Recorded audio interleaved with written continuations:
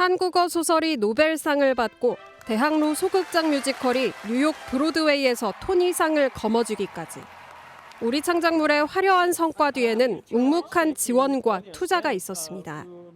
저희 작품에 투자하는 결정 내리는 게 쉽지 않은 일이었을 텐데 감사드립니다.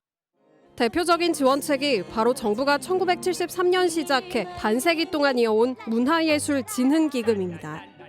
한강 작가는 1998년 첫 활동 이후 모두 18차례 7,700여만 원을 지원받았고 어쩌면 해피엔딩 역시 2017년 3억 원의 지원으로 세계 무대에 진출할 수 있었습니다.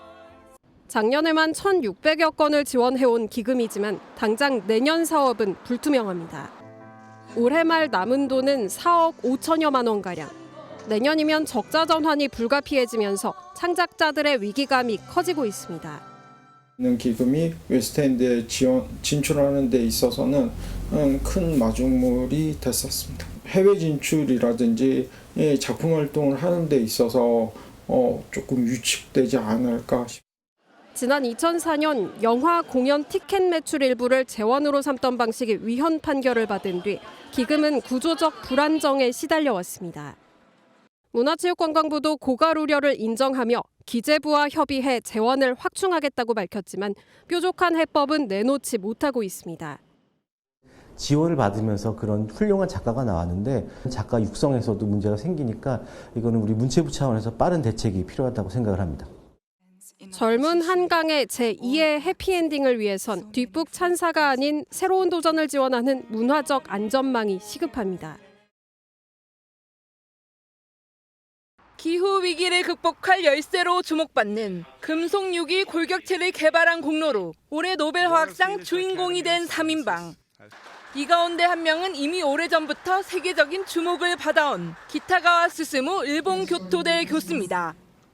新しいことをするチャレンジですね。これは非常に科学者にとって醍醐味でして。 앞서 사카구치 시몬 오사카대 교수의 생리의학상 수상에 이어 일본은 올해 2명의 노벨상을 배출했는데 10년 만입니다. 또 30번째 일본인 노벨상 수상자가 나오면서 일본 열도는 말 그대로 환호하고 있습니다. 日本人が5、6年ぶりにこういう分野で取れたってことでやっぱ多くのその国民とか自分自身含めて 이시바 시게루 총리는 일본 연구력의 탁월함이 평가받았다며 국민에게 용기를 줄 것이라고 밝혔습니다. 반면 우리나라에서는 부러움과 걱정 섞인 목소리가 나오고 있습니다. 일본이 지금까지 과학 분야에서만 27명의 노벨상 수상자를 배출한 반면 우리나라는 단 한 명도 없습니다. 기초과학 연구에 대한 투자 부족이 가장 큰 이유로 꼽힙니다.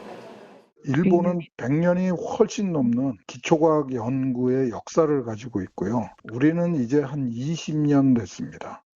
우리나라는 지난 2000년 김대중 전 대통령의 평화상과 지난해 한강 작가의 문학상이 노벨상의 전부입니다. 네, 일본 과학자 노벨 생리의학상에 이어서 화학상도 이번에 탔다라는 거죠. 올해 벌써 2명이나 탔다라는 겁니다.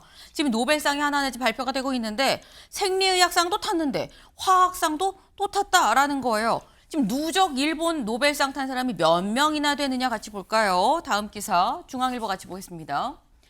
노벨 물리학상으로 12명, 화학상으로 9명, 생리의학상 6명, 문학둘, 평화둘, 토탈 한 31명쯤 된다. 노벨상 강국이다, 일본은. 이란 얘기예요. 그럼 우리나라는 누가 탔지? 우리나라 누가 탔나 저희 준비해봤습니다. 같이 보시죠. 네, 먼저 평화상, DJ 김대중 전 대통령이 노벨 평화상을 샀고요. 최근에 작가 한강 씨가 노벨 문학상을 탔죠. 우리는 2명인데 일본은 31명이더라 라는 거예요. 김성태 의원님. 예.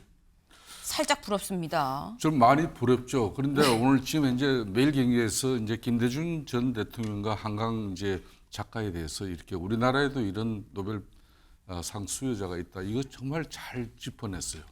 그래서 저는 개인적으로 김대중 대통령이 지난 2000년도 이거 노벨상 평화상 딱 100주년 되는 해에 김대중 대통령이 저 상을 받았습니다.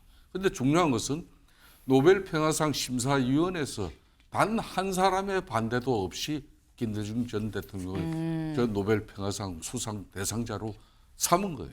그건 제가 왜 이런 얘기를 하는가 하면 지금 대한민국의 작금의 정치가 정말 이 진영 팬덤 정치를 넘어서 적대시하고 상당히 상대 자체를 인정하지 않는 이런 정말 막가파식 정치가 지금 이루어지다 보니까 국민들은 불안하고 대한민국은 불행인 거예요. 저는 그런 측면에서 김대중 전 대통령의 용서와 하해, 포용 이런 것이 지금 정치에 필요하다는 겁니다. 그러니까 저는 오늘 어제도 정청래 당대표 상기하자 뭐 누구는 저는 상기하자 6.25 뭐 옛날에 이 사람이 언제 방공교육 제도를 받았나 싶었는데 저는 아직도 그냥 12.3 비상계엄의 그 오판은 이미 특검과 또 재판부에서 심판이 이루어지고 있으니까 집권당은 이제 협치 정국을 통해서 간세 문제라든지 민생 문제에 치중할 수 있는 그런 정치력을 보여야 되는 건데 이 사람은 자신의 정치적 목적을 위해서 이재명 대통령의 국정 운영도 뒤덮어버리고 또 그런 측면에서 민주당에 대해서 국민에 대한 신뢰도 떨어져 버리고 이런 정치를 청산하는 게 노벨 평화상을 받은 김대중 대통령의 그 정신을 다시 한번 되새기는 그런 계기가 됐으면 저는 좋겠어요. 네. 이 기사 오늘 정말 잘 됐습니다. 네, 감사합니다. 네. 우리나라도 노벨 평화상을 받은 김대중 전 대통령이 있고 작가 한강 씨가 있다라는 말씀을 드립니다만 2대 31은 너무 압도적인 차이인 거죠. 우리나라 기초과학, 기초문학 여기에 대한 연구가 잘 이루어지고 있는 거냐라는 얘기가 나오는 이유기도 합니다. 다음, 근데 요 관련해서 요번에 노벨 생리의학상 이 생리의학상에 이어서 화학상도 탔어요라고 그랬죠. 노벨 생리의학상을 탄 일본인은 대체 누구냐 같이 좀 볼까요? 네. 노벨 생리의학상을 탄 이 공동 수상자가 사카구치 시몬, 프레드 램즈델 그리고 메리 프랑코 3명입니다. 근데 일본인 말고 오히려 이 사람이 더 주목을 받았으면 누구냐? 프레드 램즈델 이 미국 학자예요. 그런데 이 노벨상을 타는데 연락이 안 된다라고 발표를 했습니다. 그 얘기 잠깐 들어보고 올까요? I was able to reach one of the laureates, and that was Shimon Sakaguchi, who I reached. Okay, unfortunately, I wasn't able to reach any of the other two. They are probably, we have their phone numbers, but they're probably on silent mode, and I asked them to, if they have a chance, call me back. 네. 이 수상자로 발표를 했는데 연락이 안 닿아요라고 지금 얘기를 하죠. 왜 안 닿느냐 봤더니 이 미국 과학자 프레드 램즈델이 어디 갔었니? 로키 산맥에 아내와 반려견 2마리 같이 캠핑을 갔었다라는 거예요. 그 로키 산맥에 이 통신이 터지지 않았겠죠. 그러다 보니까 아무리 연락해도 안 되더라. 휴대전화도 아예 비행기 모드로 해놓고 본인도 약간 완전히 쉬는 모드였었는데 한 20시간 정도 부재 중인 상황이 된 거죠. 그러다가 이제 로키 산맥을 넘어 미국 몬태나주 캠핑장에 와서 여기는 여전히 비행기 모드인데 아내가 여보 당신 노벨상 탔대. 그러니까 아니 나 안 받았는데 라고 얘기를 했어요. 그러니까 아니야 당신이 탔다고 나한테 문자가 200개나 와 있어 라는 거죠. 그래서 켜보니까 노벨위원회에서 연락이 왔었더라. 다시 다급하게 노벨위원회 전화를 했지만 그때 이 스웨덴은 이 밤 11시였더라. 그래서 밤 지나서 20시간이 넘어서 겨우 당사자와 연락이 된 상당히 이례적인 케이스가 있었다라고 합니다. 네.